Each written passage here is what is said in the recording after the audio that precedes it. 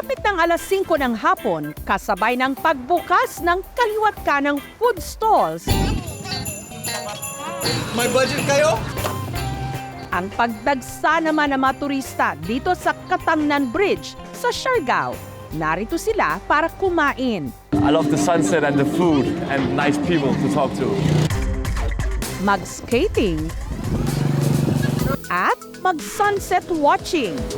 At karamihan sa kanila, mga dayuhan o AFAM. It's nice to watch the skaters and a lot of nice people here. I'll come back. Kaya ang bansag tuloy sa tulay na ito ngayon, AFAM Bridge.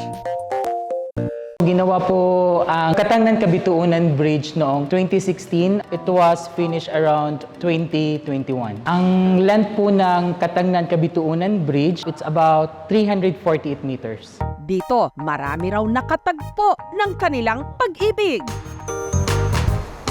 Si Manilyn na born in the island and raised by the seas ng Siargao, o diba, paborito raw tambayan sa isla ang AFAM Bridge. Hindi na maiwasan tumingin sa mga pam. Pag nakakakita ako ng foreigner na mag-co-fall, ay sana ganyan din ako. 18 anyos si Manilyn nung nagtrabaho sa Maynila, kung saan nakilala raw niya ang unang AFAM na bumihag ng kanyang puso, isang Amerikano. Nagkaanak kami. Yung nagbuntis ako, umuwi ako dito. Pero si Manilyn may nadiskubre. May asawa from Thailand. Kaya mag-isang itinaguyod niya ang kanilang anak. Nagtrabaho sa isang bar sa Siargao kung saan naman niya nakilala ang sunod na AFAM na inakala niyang hihilom sa sugatan niyang puso. 1 week kami sa Cebu nagsama. Bumalik na siya sa Florida. Siya yung nagsusupport sa anak ko. Hindi ko alam kung babalik ba siya. Dami niyang dahilan. At ewan kung bakit AFAM magnet daw talaga si Manilyn. Dahil sa ikatlong pagkakataon, umibig na naman siya sa isang foreigner mula naman sa Australia. Iniisip ko baka ito na yun. Sana Lord, sana ito na nga. 1 week siya nag-stay dito. Sa 1 week na yun, nakabuo kami. Yun yung pangalawa ko. So sinabi ko sa kanya, parang na-shock siya. Iniisip niya, sa akin ba yun? Nasaktan ako. Pero si AFAM number 3, lumipad pabalik ng land down under. Since nung nag-birth ako sa baby ko, pangalawa, hindi na siya nagkukontak until now. Si Manilyn, sa pang-apat na pagkakataon, nag-fall naman sa isang Swedish guy. Ang dahilan din yun ng paghiwalay namin, ma'am, away. Kala ko another. Ay, Diyos ko, ang ganda talaga. Ang ganda ng beauty. Sa kakahanap mo ng the one, minamalas pa rin. Kaya si Manilyn madalas magmuni-muni sa AFAM Bridge. Nangangarap na ang susunod niyang mamahalin ang taong handa na raw siyang seryosohin. Hanggang dito nga nag-cruise ang landas nila ng Australianong si Blake. Nag-celebrate siya ng December 25 sa bahay ng friend ko. Hanggang doon, nag-umpisa yung pag-uusap namin.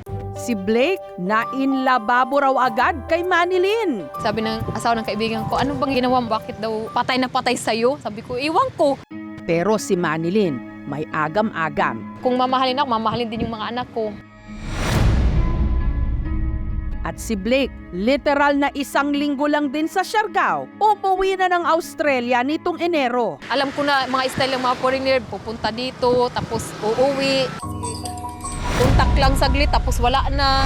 1 linggong pag-ibig lang ba talaga ang lahat?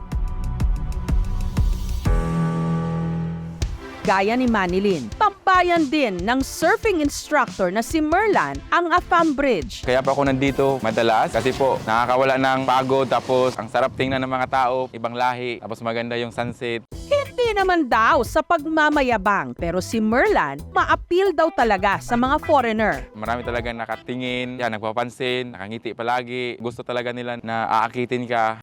Si Merlan, aminadong chick boy, hanggang nakilala niya ang nagpatinuraw sa kanya, ang tiga-Netherlands na si Imka. Always smiling, very nice. Ang una na pagkita, tingin ko barkada lang kasi hindi naman talaga kami nagkatinginan ng maayos. Sa paglipas ng mga araw, hindi na lang hilig ni na Merlan at Imka sa surfing ang nagtagpo. Pati na rin daw ang kanilang mga puso. Masarap kasama. Nakakatawa lang kasi palaging nakasmile, walang problema. He's my first boyfriend. I feel really safe with him. He's really sweet, very caring of me. We always have a good laugh.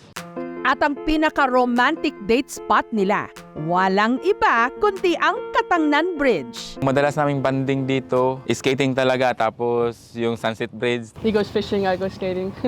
Pero ang masasayang araw nila sa isla, mauudlot muna. Kahapon lang kasi, si Imka umuwi na ng Netherlands. Nakakatakot rin kasi, syempre na-inlove na rin ako sa kanya. I promise that I will come back in June. Please trust me, I never find someone here.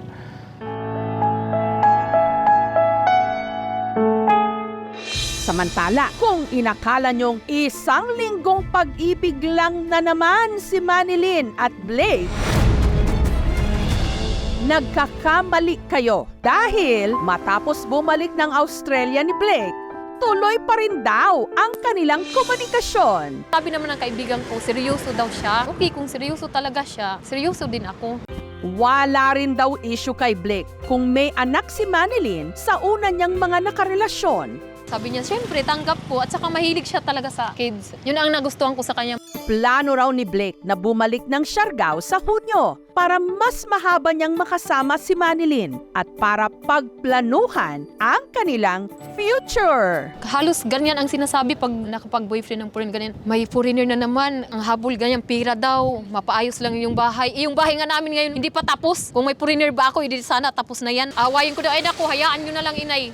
Samantala, nitong Biyernes, Hi! How's your last day at work? I miss you. I love you more. wala siyang kamalay-malay na may ipinadalang sorpresa sa kanya si Blake.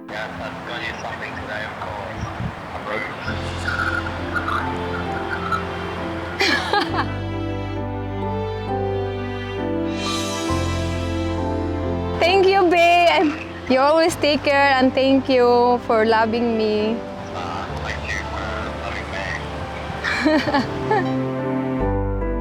Magkalayo man ang pinagmulan, magkakaiba man ng pinanggalingan, ang kanilang mga puso sa isang tulay nagdugtong.